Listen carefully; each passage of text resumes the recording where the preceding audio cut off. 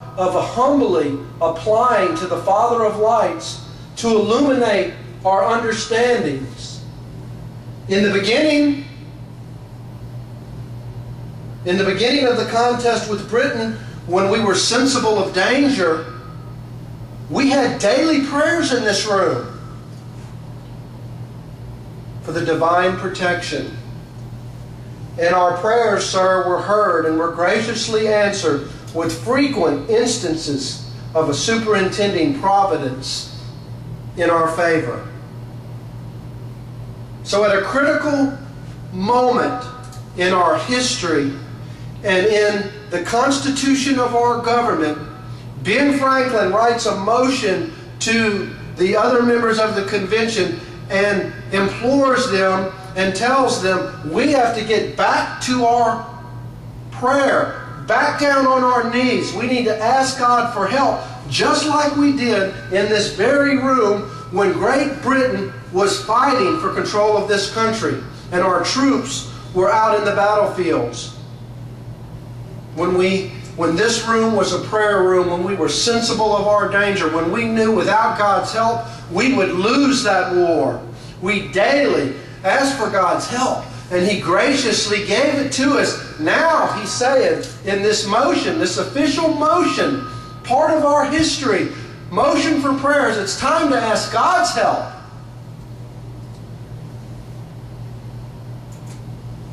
And we see years later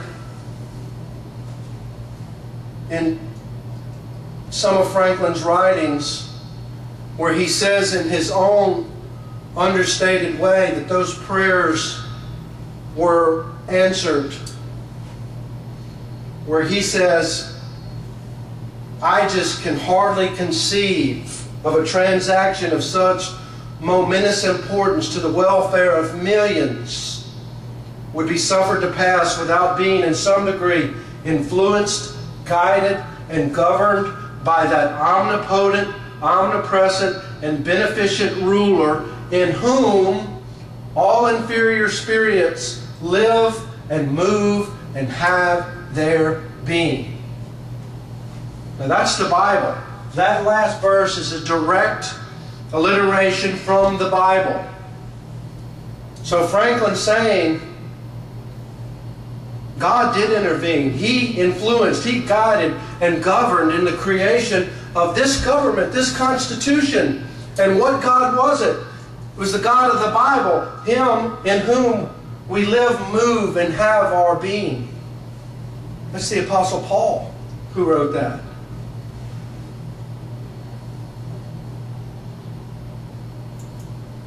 This dynamic would be recognized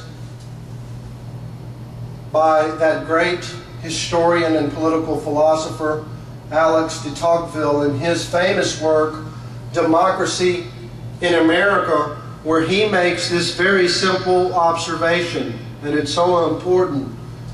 In other places he says, religion and liberty have been in frequent hostility, but in America they have admirably been incorporated and combined with one another.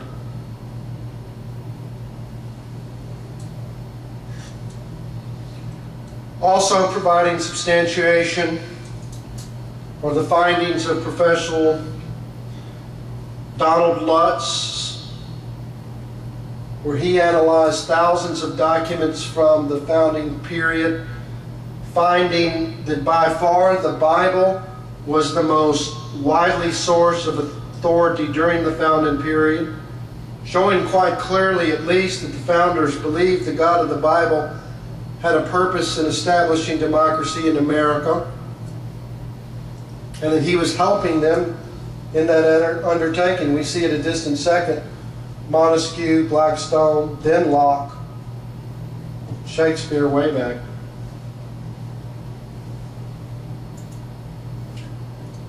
And so after our founding, after God answered these prayers and helped form this government, I call the next period one nation under God, perhaps symbolized best by Thomas Jefferson's idea for a seal, for a national seal for these United States, depicting Moses parting the Red Sea and the Egyptians pursuing, and the motto, rebellion to tyrants is obedience to God. That seal was not adopted,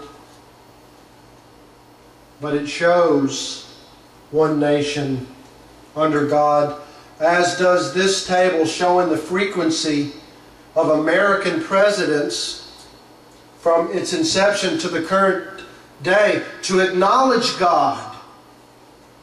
References to God, providence, or divinity over 200 times in inaugural addresses alone. Biblical concepts or scriptures referenced over 60 times. Prayer mentioned, requested over 40 times.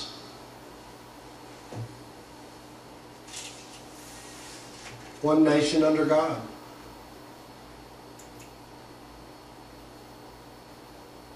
But in 1878,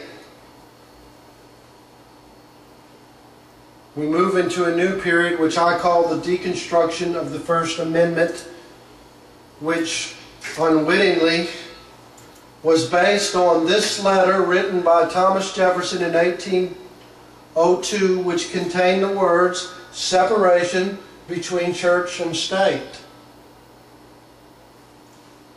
A phrase that was unknown, unheard until 1878, when it was mentioned in dictum, in passing remarks. Statements that had nothing to do with the outcome of the case. And we'll see what Thomas Jefferson was really saying here. It has a lot to do with this section, which was deleted and never presented to the Danbury Association, and we'll be looking at that. But I would point out at this time, no matter what Mr. Jefferson meant, and I argue that he meant nothing of the sort of what the Supreme Court proclaimed that he meant, whether he meant what they say he meant or not is irrelevant. The words that were used in the Danbury letter here, the 10 words, thus building a wall of separation between church and state, when compared with the 16 words of the First Amendment, Congress shall make no law respecting an establishment of religion or prohibiting the free exercise thereof, there is only one word that matches or corresponds one to another, the single preposition of. Of.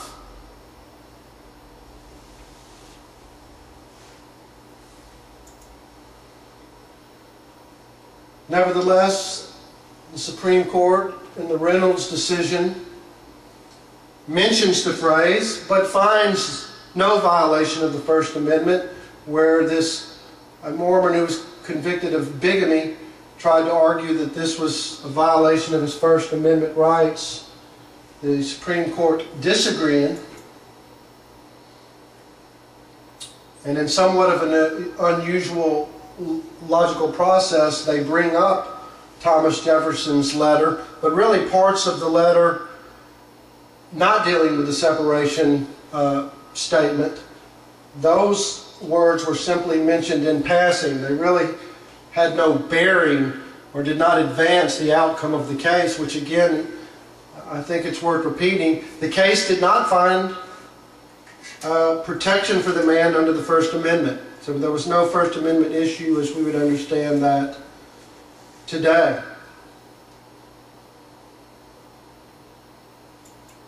More than 50 years later, and over 150 years after the Constitution was passed, 350 years after America was founded, and for the first time ever, 4 men, a minority, in a losing decision, argue in dissent that the separation phrase in Jefferson's private letter should be applied in interpreting the First Amendment, and that under his clause, the school system should not be able to subsidize travel costs for students attending private religious schools.